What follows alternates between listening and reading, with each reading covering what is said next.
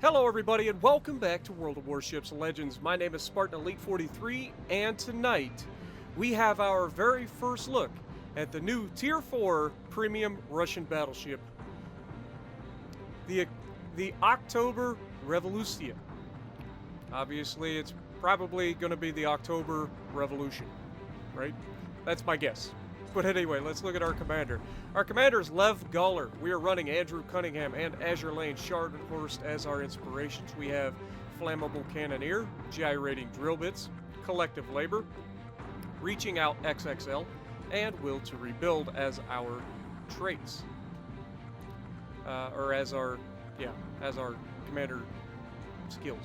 If we look at our loadout, we're running Aiming Systems Mod 1. We have the community contributor flag on there, as well as the permanent camo that comes with the ship.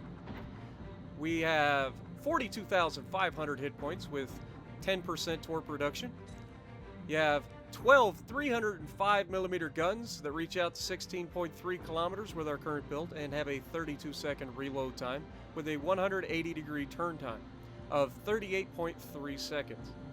HE shell maximum damage is 4680 with a 33% chance to set fires. AP shell maximum damage is 9,460. Secondaries, you have 120mm 50 caliber model 1905. You have 10 of those. They reach out to 4.2 kilometers and they reload in 8.6 seconds, which is hilariously bad. HE shell maximum damage is 1,700 and 8% chance to set fires. AA, you have 12.7mm guns. You have 12 of those, doing 43 average damage per second, reaching out to 1.2 kilometers. You have 12.7mm Vickers. You have 8 of those, and they reach out to 1.2 kilometers, doing 4 damage per second. Then you have 37mm guns. You have 16 of those, and they do 91 damage per second and reach out to 3.2. And then, of course, you have your 37mm 46Ks, which you have 4 of, and reach out to 3.5 kilometers and do 12 damage per second. So overall, not a lot of damage out of your AA system. Not preferable. Maneuverability. Maximum speed, 20.7 knots. Turning circle radius is 630 meters. Rudder shift time of 12.6 seconds. And for the concealment, you have a 12.7 kilometer surface detectability, which is fantastic for a battleship.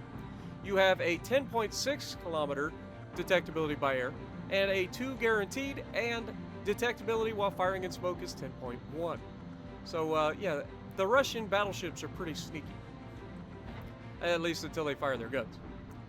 Alright, so the armor on this thing, it's pretty well armored, as most Russian battleships are. So let's take a look. We have a 30mm bottom, which never comes into play. Then you have a 19mm bow plating, technically, but you also notice that you have a belt on the bow that, well, that's the deck. Did we already skip it? I think we did. Ah, right there. Yeah, your belt is 75mm and 225mm. The 225 is right there at the torpedo belt, or torpedo protection, and then the 75mm is in the bow. You are not going through the bow of this ship unless you hit like up towards the deck. You can go through that, potentially. Otherwise, it's a Russian battleship. If you're shooting at the bow or the belt, if this thing is relatively well played, you're not going through. So keep that in mind. It's going to come in handy in a little bit. Get rid of all the other stuff. You can see that just like any other Russian battleship, it has a significant superstructure. This one is submerged, which is good, but it is still very lightly armored and very, very big. So it's very easy to hit. If you over-angle in this thing and they get a penetration, you're going to get Citadel. That being said, let's look at the overview. Guns aplenty. High number of guns allows for a lot of damage from a single salvo. Sure shot. Shells with a good ballistic trajectory maintain velocity, making aiming easier. Modest gun. The ship is armed with low caliber main battery guns. Oktyabrskaya Revolutsiya. Until 1925, this USSR Navy's battleship was known as Gangit, designed before World War I. The ship carried main battery guns that were good for her time. In the 1930s, the battleship was upgraded to receive more powerful propulsion, an advanced gunfire control system, and improved AA guns. She entered service in 1911, and there were 4 of them in the series. So this is one of the few Russian battleships that actually existed. And I gotta say, it's a good-looking ship. I mean, I'm not generally going to say a whole lot of bad about the Russian battleships because they're so Russian. I mean, if you look at them, they're Russian, right? You got guns everywhere, big guns all over the place, right? So it's very, very Russian. But at the same time, I mean, look at this ship. I mean, it's a good-looking ship. And then this fancy smokestack in the front. God, I hate the freaking optimization in port. The frame drop is insane. And we're on the Xbox Series X, for God's sakes. But look at the curve between the sloping on the front turret, the AA on top, and then into the superstructure with that second stack. That's a good-looking design. I like it. I like it. This is a good-looking ship. I don't care what anybody says. This is a good-looking ship. So, yeah, with this being said, I don't know about you guys, but let's get into this gameplay. And I've got an absolute doozy for you guys in terms of absolute Russian gameplay. So let's do it. Alrighty, so we're going to be on... God, I just saw the map and I completely thrown a blank. Is it Shards? Fault line. Fault line! That's the one. And we're not top tier. But we're in Russian battleship. Russian ships, the strongest. All of the balance. All of it. It's okay. I just completely ignore my horrible attempt at a Russian accent. I apologize, comrade. I can't help it. But anyway, I love the accent. I can't help it. We are going to push up the left side. We are bottom tier, right? We're tier 4 in a tier 5 lobby. Not just any tier 5 lobby, a full tier 5 aircraft carrier lobby with tier 5 battleships that are absolutely disgusting. Like the Queen Elizabeth. And I'm feeling pretty good. I'm not gonna lie. We are gonna have us a doozy of a replay for you guys. Now, this doesn't always go like this. You know, there's a few times when I get these ships that everybody's like, well, I don't really want to record this video. I know it's gonna be a struggle to get a game. But anytime they release a new Russian battleship at low tier, it's just like, oh, this will be easy. Easy content. I like these videos. These are easy. Russian battleships at low tiers are like the easiest things to play in the world. They are literally some of the most broken ships tier for tier that there are. You don't even mind going up against tier 5s in Russian battleships. Why? Because if you play it properly, they can't do crap to you. They can't. You literally just go straight at them, angle slightly, you can get your front 3 guns to bear, you can shoot them, and they can do almost nothing to you. Because Russian armor is strong. Strong like beer. But, yeah, we are going to show these guys the error of their ways. How dare they put themselves in a lobby against me in a Russian battleship at tier 5 in a tier 4 battleship. They had the audacity to click their button to get into the match. Yeah, how dare they? So yeah, we're gonna roll forward. The only thing you do in a Russian battleship, you go forward. There is no sitting back and sniping with a Russian battleship, okay? It doesn't work. So you want to get out there, you want to make people pay. Now you can see I'm trying to see where the hull is of the Fuso. Can't really get a good line on him. So we focus our attention on the poor Königsberg that's directly in front of us. Now this Königsberg has had the unfortunate pleasure of running into me in 2 separate games today. And in both games, he has done basically the exact same thing, and it has ended basically the exact same way. And this is a newer player, obviously. Oh, hello, Kamikaze. Hold it. Wait for it. Shot out, and... Pow! Okay. Okay. Alright. We got almost as much damage with the rear turret as we did with the front 3 turrets combined. Come on now. But we got enough off the Kamikaze, and our Jaguars managed to pull him out.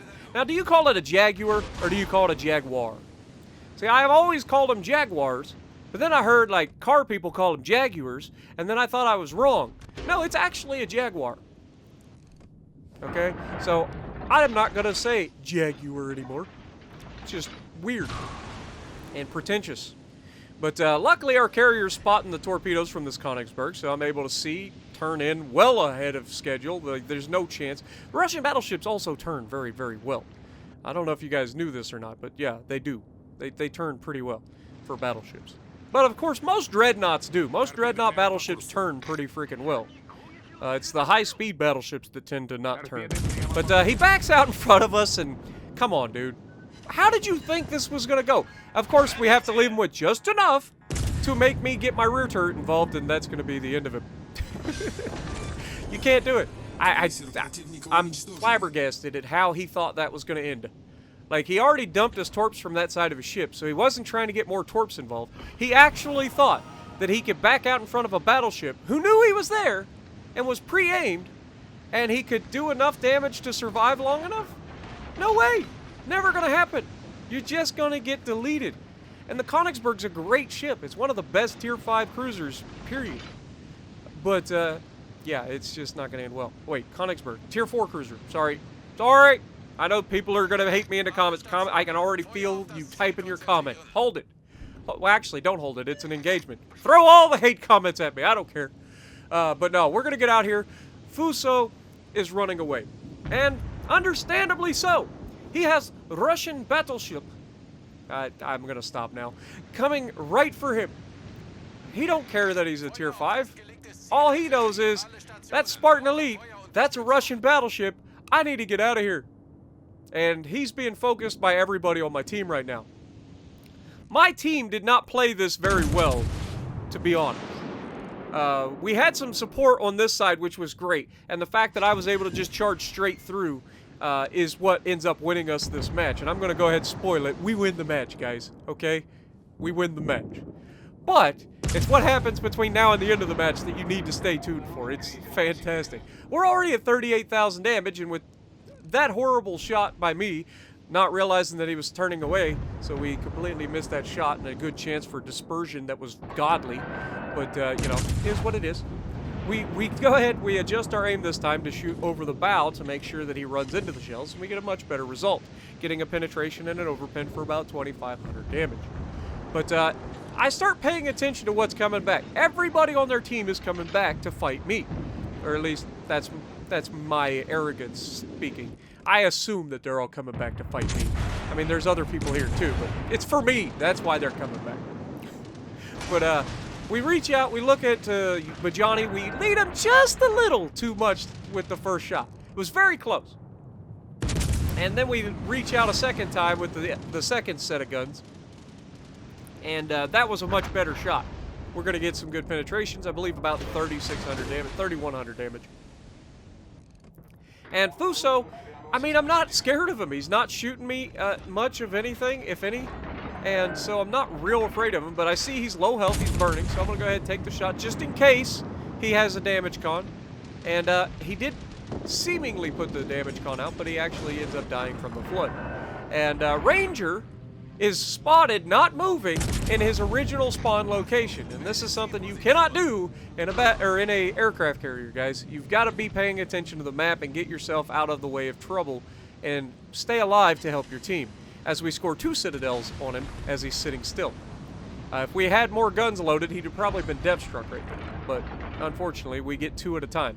But that allows us to shoot at this Aoba, who is trying to dodge the Arizona that's right in front of us, who should have, by all rights, this Arizona should have just absolutely murdered the man and won salvo. But this Arizona is not going to showcase very good gunmanship, marksmanship at all. Like, I can hit most ships at most ranges most of the time without a whole lot of hesitation.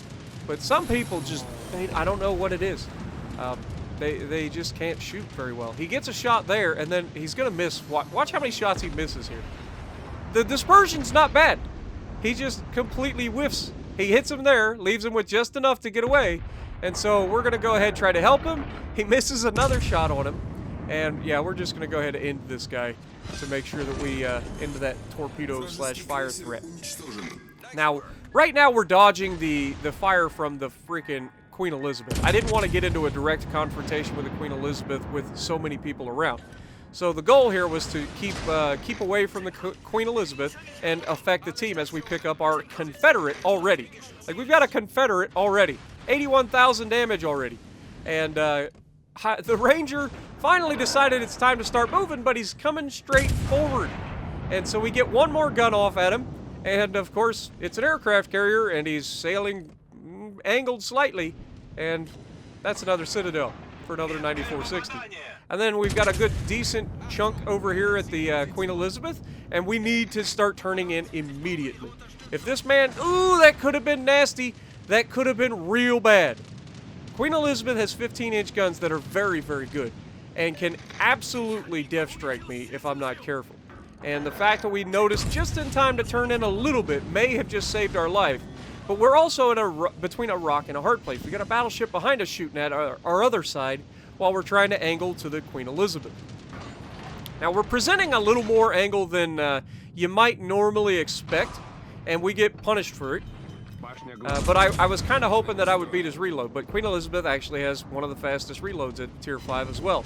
It has 15-inch guns and a faster reload than most other battleships at its tier. It's actually insane how good the Queen Elizabeth is. But, you know, it's one of those things that it is what it is. Can't be anything other than what it is. But Johnny, 7.5 kilometers away, I'm going to take the front gun at him, and of course we're going to be rewarded. Another Citadel. This thing's nasty for Citadels. Its low caliber guns allow it to get Citadels a lot more than most people would expect. And so we're stacking them up. We're already at 6, and Arizona manages to finish off Bajani here, and that's when I see the Ranger. We're already swinging to get the rear guns. We got the rear guns, we got the middle guns, and we score a Citadel, and just as we get ready to finish him, the Arizona secondaries finish him off. Now, Queen Elizabeth takes a shot at us. We're angled pretty well away from him, so nothing to worry about there. And he got some pretty crap RNG on that salvo as well, so we got pretty lucky. But he's doing a pretty good job of staying bow in, so we're going to go try to farm that superstructure a little bit, try to get some decent damage. We do manage to get about 3,000, maybe 4,000 damage off of him that salvo. He fires his front guns, which I wasn't expecting, and this could have, again, been real bad. But I think he's either firing a little too high or he's not quite getting the penetration that you would expect out of those 15-inch guns on a broadside Russian battleship. Remember, it's a submerged Citadel, so maybe we're getting lucky that it's not quite, you know, high enough up in the water to get Citadel from this close. But this time he's going to come around the corner, and this is going to be a bad time for him because I'm already ready, and we get a pretty solid hit. Only 2 hits, though. Only 2 hits. And the second shot got 6,200. There we got 4 shots. So 4 out of 6 on the second salvo. The front one's only hit 2. He gets a fire on us right away with the secondaries, which isn't preferable. So we go ahead, burn a damage con. I'm hoping to catch this guy in the next salvo and finish him off. That was the goal.